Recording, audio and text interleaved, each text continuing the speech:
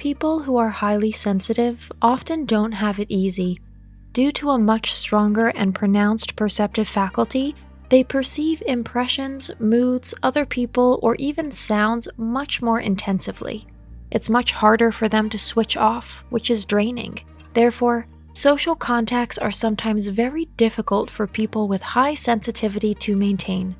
In today's video, we'll explain why this is so, and why people with high sensitivity are often a magnet for energy vampires.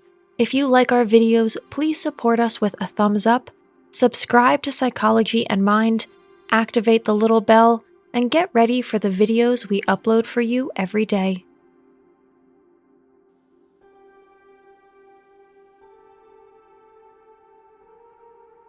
First of all, highly sensitive people have a strong desire to help others. They are often seen as a so-called complaint box and go out of their way to help those around them. In many cases, these efforts to be there for others are so strong that the highly sensitive person gets more involved in the other person's problems than the other person does. So it can happen that people with high sensitivity have sleepless nights because they're thinking about how they can solve the problems of others. Sometimes the other person doesn't want to accept the help either, and this triggers a feeling of frustration in highly sensitive people because they are used to solving problems. The price that many highly sensitive people pay is often reflected in symptoms such as headaches, sleep problems, lack of energy, and fatigue. Highly sensitive people also see the potential in a person, the good core, so to speak. They tend to be codependent and think they have to rescue others from their predicament. All this can result in highly sensitive people not paying attention to their needs, and it is much harder for them to set boundaries. All this makes them vulnerable to so-called energy vampires. But what are energy vampires anyway? Energy vampires are people who literally steal the energy of others and weaken people in the long run.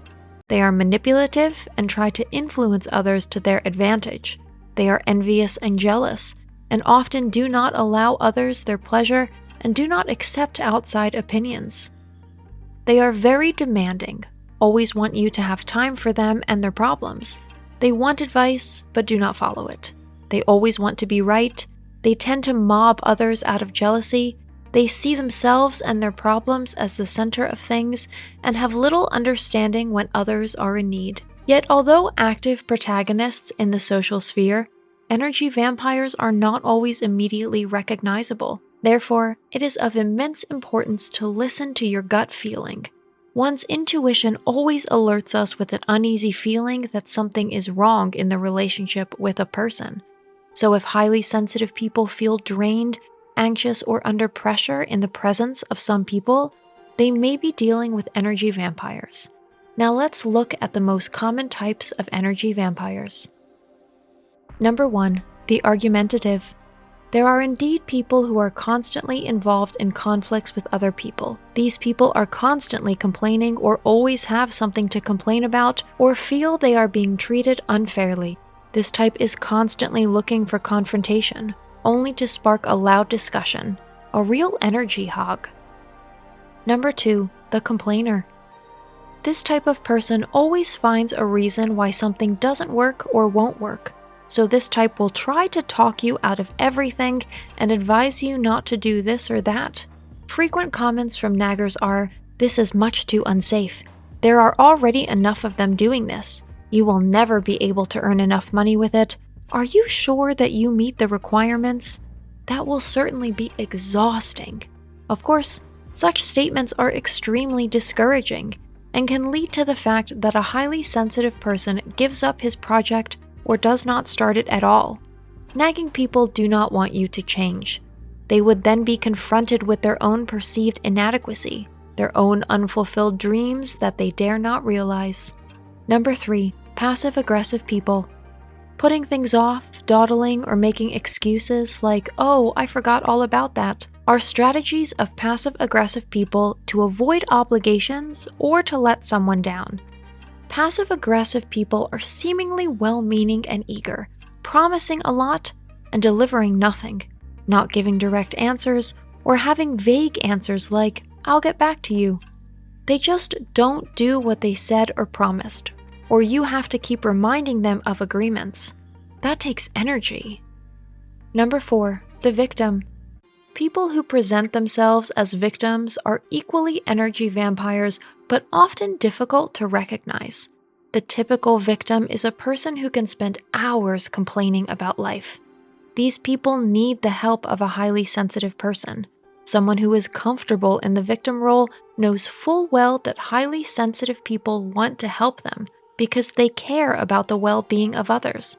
For example, with victim energy vampires, conversations go around in circles for hours, which is really draining. Number 5, narcissists. Narcissists are probably the best known, but also the most dangerous of all energy vampires. Narcissists are so dangerous because they lack any empathy. People in their environment fulfill only one purpose for them: to be of use to them. If this benefit falls away, the respective person is dropped from one day to the next. Narcissists are only interested in their own greatness, and this happens very often through the devaluation of others or even their own partner. Unfortunately, especially highly sensitive people are attracted to narcissists, especially all their relationships are often initially perceived as particularly fascinating. The extreme, seemingly affectionate attention and love affirmation that narcissists display in the initial phase of a relationship are absorbed like a sponge. The needy inner child who has never received enough love and feels it is defenseless finally feels secure, safe, and loved. But soon, the phase of criticism sets in. Then the partners are devalued and constantly criticized. The narcissist's own plans are always more important than spending time together. Facts are twisted until you yourself no longer know what is true and what is not. As a highly sensitive person, all this costs a lot of energy and is often unbearable. As a highly sensitive person, you should know the indicators that help to unmask energy vampires. First, after a meeting or a phone call with a person, there is a feeling as if all energy is drained from the body. You feel exhausted. Second, one feels uncomfortable in the presence of a person, but does not know exactly why. Third, the energy vampire is lonely. This can be a sign that the environment has already recognized how exhausting the person is. Today's conclusion: many highly sensitive people feel the need to alleviate the problems of others. But an uncontrolled excess can cause one's own energy to dwindle to the point of complete exhaustion. So naturally, in this case, highly sensitive people are unable to change life for the better, either for themselves or for others. Therefore, listen to your gut feeling.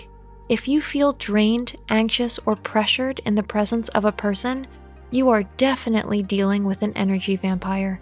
Protect yourself and put your own needs first. That's it for today. Thanks for watching. Did you find this information helpful? Do you have experience with it? We would love to hear from you. Leave a comment below and let us know your thoughts. For more resources about mental health, self-improvement, and psychology, visit our website. You'll find the link in the video description where you can also connect with us on social media and sign up for our email list. Take care of yourself and have a beautiful day.